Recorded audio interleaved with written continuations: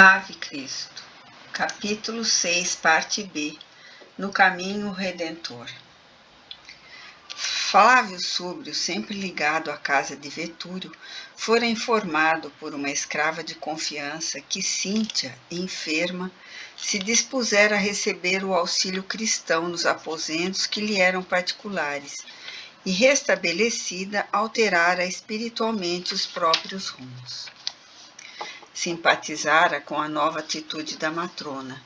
Todavia, a esse respeito, nunca pudera ter com ela mais ligeira entrevista. Efetivamente, essa informação era verdadeira. Cíntia tornara-se de súbita inclinação para o cristianismo.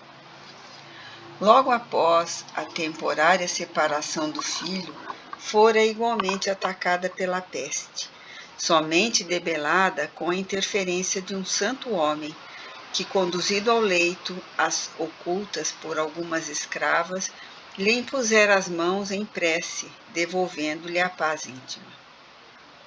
Reerguera-se da cama, contudo sentia-se presa de insopitável melancolia. As crises de coração eram frequentes. Quando a casa se envolvia em silêncio, descia para o jardim, preferindo a meditação a qualquer bulício doméstico. Nessas ocasiões, muitas vezes, Opílio a recolheu nos braços, enxugando-lhe as lágrimas abundantes. A princípio, julgou-a repentinamente escravizada à memória de Varro e tentou distraí-la, mas acabou percebendo que a mulher amada abraçara novos princípios religiosos. Estabeleceu com ela discussões que gradativamente se fizeram amargas e rudes, e, por fim, considerou prudente afastar-se de Roma por tempo indeterminado, esperando que a palavra de Tassiano a dissuadisse. Em Leão, o padrasto entendeu-se com o rapaz, que, orgulhoso e inflexível, lhe escutou as confidências de semblante espantado e sombrio. O moço aguardou uma oportunidade favorável ao tipo de conversação que desejava. E na véspera do casamento, valendo-se de ensejo adequado, alegou a necessidade de apresentar à mãezinha alguns novos trabalhos que vinha movimentando, e retiraram-se ambos para o vinhedo próximo. Ante o sol que se afigurava um braseiro perdido no poente afogueado, a jovem recordava pelo caminho que aquele era o seu último dia de mocidade sem compromisso. Na manhã imediata, marcharia ao encontro de novo destino. Sob ramalhudo e anoso carvalho, que parecia interessado em proteger a plantação nascente, tomou as mãos maternas e comentou os receios que lhe feriam a alma. Porventura, teria ela esquecido os votos sagrados do coração? Soubera pelo pai adotivo que vivia agora dominada pelos sortilégios nazarenos. Seria isso verdade? Não podia conformar-se com a ideia de que houvesse alterado a direção da fé. Sabia forte, como sempre consagrada, aos numes domésticos, sem qualquer traição aos antepassados, e nela confiaria até o fim. A genitora registrou-lhe as palavras, de olhos velados pela névoa do pranto, que não chegava a cair, e, como se guardasse na alma a sombra do crepúsculo, que começava a vestir paisagem, respondeu com amargura: Meu filho, amanhã terei cumprido integralmente a minha tarefa de mãe. O teu casamento assinala o fim de minhas responsabilidades nesse sentido. Podemos, pois, conversar de coração para coração, como dois velhos amigos. De alguns anos para cá, sinto muita sede de renovação espiritual. Mas por que renovação, se o carinho dos deuses jaz sobre a nossa casa? Atalhou o rapaz agastado e apreensivo. Acaso nos falta qualquer coisa? Não vivemos um para os outros na doce confiança recíproca que os protetores celestes nos confiaram? A fartura de bens materiais nem sempre traz felicidade ao coração, observou a matrona, sorrindo triste. A riqueza de Vetúrio pode não ser a minha riqueza. Pousou no filho os olhos molhados e calmos que o sofrimento íntimo enobrecera e continuou, depois de longa pausa. Nossa personalidade, enquanto somos jovens, é semelhante à pedra preciosa por lapidar. Mas o tempo, dia a dia, nos desgasta e transforma, até que um novo entendimento da vida nos faça brilhar o coração. Sinto-me em nova fase. És hoje um homem e podes entender. Há muito tempo observo a decadência que nos rodeia. Decadência nos que governam, a expressar-se em desmandos de toda a sorte. E decadência nos governados, que fazem da existência uma caça ao prazer. Noutra época, tive também os olhos vendados. Por mais falasse teu pai, avisadamente, buscando acordar-me, mais surdos se faziam os ouvidos. Hoje, porém, as palavras dele ressoam em minha consciência com mais nitidez. Achamo-nos atascados no lodo dos vícios e misérias morais. Só uma intervenção espiritual, diversa daquela em que até hoje temos acreditado, pode solevar o mundo. Mas meu pai, explicou Tassiano visivelmente contrafeito, era um filósofo que não se afastou de nossas tradições. A documentação que nos deixou atesta-lhe a cultura. Além do mais, foi assassinado quando cumpria nobre dever no combate à praga cristã. A senhora estampou em disfarçáveis sinais de amargura na fisionomia serena e replicou: Enganaste, meu filho. Cresceste ao lado de Vetúrio, sob a névoa espessa que nos esconde o passado. Devo, porém, asseverar-te agora que Varro era seguidor de Jesus. Tomando conhecimento da inesperada revelação, o rapaz transtornou-se. Estranho rubor subiu-lhe à face, entumeceram-lhe as veias do rosto, crisparam-se-lhe os lábios e animalizou-se-lhe a expressão. Amedrontada, Cíntia emudeceu. Qual acontecera no dia da morte de Silvano, o jovem patrício colocou-se fora de si. Não podia insubordinar-se naquela hora, contudo bradou em desabafo. Sempre defrontado por esse Cristo que não procuro, pela glória de Júpiter, nunca cederei, nunca cederei, nunca cederei. A genitora recuou possuída de forte espanto. Jamais lhe percebera tamanho desequilíbrio. Tassiano apresentava a máscara indefinível do sofrimento e do ódio, qual se estivesse de chofre à frente do seu mais terrível adversário. Contemplou Cíntia trêmula e, esforçando-se em vão por acalmar-se, enunciou com um ar de desalento. Mãe, o Pílio tem razão. A senhora está mesmo demente. A peste enlouqueceu-a. E depois de alguns instantes em silêncio, em que apenas se lhe ouvia a respiração ofegante, acrescentou melancólico. Amanhã desposarei Helena, com um dardo envenenado a pungir-me o peito. Logo após, enlaçou-a, nervoso, com a preocupação de quem conduz um doente grave, e sem qualquer palavra, deixou-a, aflita e desapontada, em ataviada câmara de repouso. Desde aquele crepúsculo inovidável, Cíntia Júlia foi tida conta de louca no seio da família. O casamento dos jovens realizou-se com solenidades excepcionais. Por 3 dias consecutivos, a herdade e o anfiteatro regurgitaram de convidados para os jogos e festejos gratulatórios, com alegres cerimoniais de louvor e reconhecimento aos numes tutelares. Mas, no esplendor do regozijo público, duas personagens jaziam estigmatizadas por infinita angústia.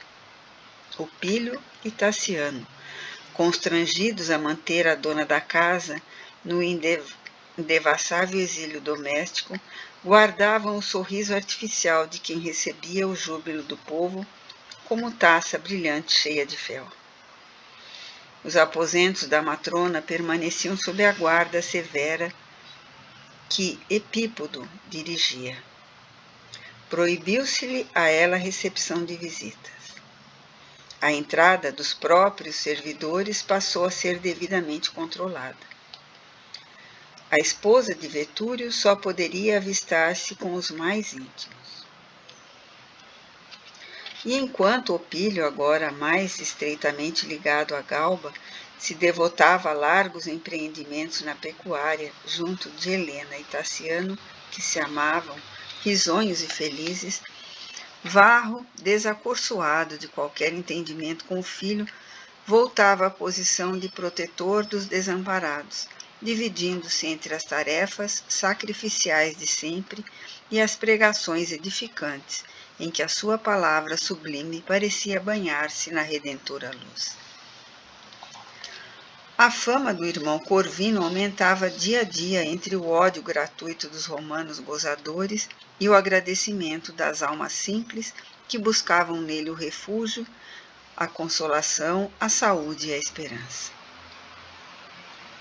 O ano 235 entrara sob escuros vaticínios.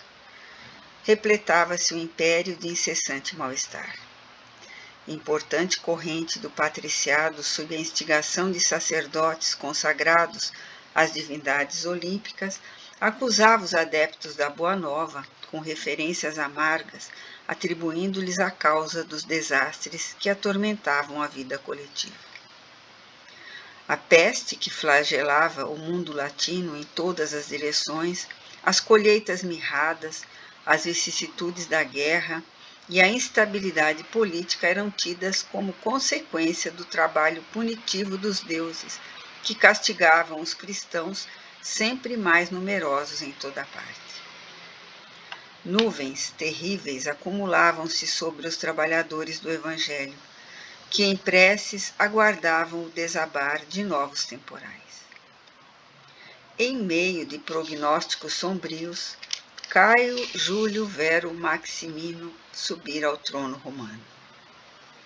Alexandre Severo fora assassinado cruelmente, desaparecendo com ele a influência das mulheres piedosas que amparavam o cristianismo no trono imperial. O novo César assemelhava-se a um monstro que se apoderara da púrpura, sedento de sangue e de poder. Fortaleceu à pressa os tiranos da administração e do exército, e vasta perseguição aos prosélitos do Cristo foi reiniciada com um impulso avassalador. Embora Maximino se mantivesse nas lides belicosas do mundo provincial, o movimento de morte irradiou-se de Roma, despertando a autocracia e a violência. Diversas proclamações foram levadas a efeito, recomendando a princípio apenas o assassínio dos bispos e dos religiosos que lhes acolitassem o ministério, com anistia aos que abjurassem a fé. Mas, a breve tempo, avolumou-se a onda arrasadora contra todos os profitentes do credo martirizado.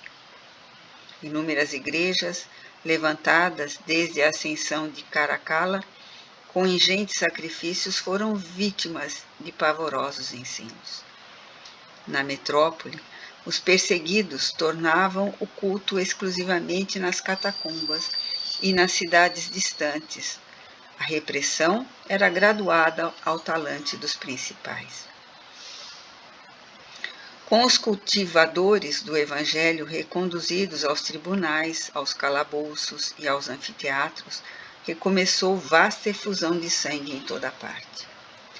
Em Leão, a igreja de São João foi interditada e os objetos sagrados passaram às mãos irreverentes de autoridades inescrupulosas.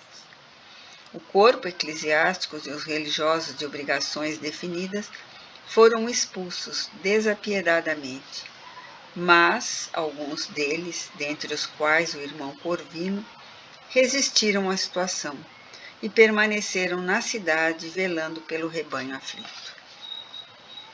Os seguidores de Jesus nas Gálias, não obstante todos os reveses da imensa luta, persistiram na fé, valorosos e invictos.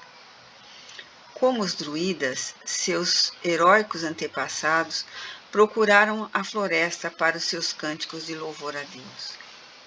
Depois do trabalho de cada dia, marchavam à noite rumo ao campo amigo e silencioso, em cujas catedrais de arvoredo, sob o firmamento estrelado, oravam e comentavam as divinas revelações, como se respirassem, por antecipação, as alegrias do reino celeste. Quirino Eutásio, o questor, movimentou os mais escuros fios da intriga e da calúnia para que se efetuasse uma grande matança. Mas Artêmio Cimbro, patrício por todos os títulos venerável, opunha toda a sua poderosa influência contra qualquer medida extrema. Diante dos obstáculos que lhes estorvavam os desejos, Quirino aventou a ideia de que os grandes senhores realizarem nas próprias casas o que denominava como sendo o justo escarmento. Os escravos, reconhecidamente cristãos, seriam condenados à morte e seus descendentes vendidos para outras regiões, a fim de que a cidade sofresse um expurgo tão completo quanto possível. Uma ordem do legado imperial, por ele obtida sem dificuldade, completou-lhe os propósitos, encetando-se o morticínio em seu próprio lar. 6 homens cativos foram trucidados espetacularmente, ao toque de música entre júbilos populares, alastrando-se a medida por várias casas nobres. Chegada a vez do palácio rural de Opílio, o questor visitou-o para articular as providências necessárias. Ao que me consta, informou Vetúrio depois interpelado, temos aqui tão somente um recalcitrante. Já sei, falou Eustáquio malicioso. Trata-se de Rufo, nosso teimoso e velho conhecido. Taciano foi chamado a opinar. O filho de Cíntia trouxe pelo braço a jovem esposa, em cujo regaço dormia Lucila, a primogênita recém-nata. A conversação prosseguiu animada e ferina. Suponho, explicou o dignatário enfatuado, que não temos outra alternativa. Exterminaremos a canalha ou seremos exterminados por ela. Observo que alguns dos nossos compatriotas e dos mais eminentes receiam afrontar a ameaça galileia em nossa cidade, considerando talvez os seus fatores numéricos. Entretanto, é imprescindível reagir. Leão é a metrópole moral das Gálias, tanto quanto Roma é o centro do mundo. Que seria de nós estimulando aqui o favoritismo? Que Artêmio Cimbro agasalhe os velhacos valendo-se do seu prestígio com os senadores e altos magistrados de Roma? É calamidade que não podemos evitar. Mas procedemos nós do mesmo modo, com servos imundos e ladrões, seria digno dos nossos foros de nobreza? Os circunstantes aprovavam-lhe as palavras com expressivos sinais de simpatia. Os escravos, continuou Quirino convincente, são instrumentos passivos de trabalho, e um instrumento, por si, não pode raciocinar. Somos nós os responsáveis. Providenciar é nosso dever. E talvez porque a pausa se fizesse mais longa, Helena opinou com firmeza. Concordo plenamente, Desde muito observo que a praga nazarena tem sobretudo deletérios efeitos psíquicos. Parece desfigurar o caráter e apagar o brio das pessoas. Antigamente, os sentenciados à morte nos circos lutavam, denodados com as feras e com os gladiadores, conseguindo muitas vezes recuperar o direito de viver e a própria liberdade. Agora, contudo, com os ensinamentos do homem crucificado, arrefeceu-se a galhardia. Há por toda a parte uma enchente de vergonha. O combate nas festas sempre foi um belo símbolo. Atualmente, porém, ao invés da lança em riste, vemos braços cruzados e ouvimos cânticos até o fim. Eutásio soltou estentória risada e acentuou. Bem lembrado, se a moda pega, viveremos de joelhos para que os vagabundos se mantenham em pé. O entendimento prosseguiu demorado e minucioso. Marcaram o dia da derradeira tentativa para a recuperação de Rufo. Solenizariam o acontecimento. Os escravos não seriam dispensados da cena final. Eutásio traria consigo um comprador da Aquitânia e, se o renitente não cedesse, vender-lhe-iam a esposa e as 2 filhinhas, no instante em que se lhe processasse a eliminação. A medida seria uma advertência aos demais e provavelmente sustaria novos surtos de indisciplina. Examinaram entre si o gênero de morte mais adequada à situação caso Rufo se revelasse inflexível.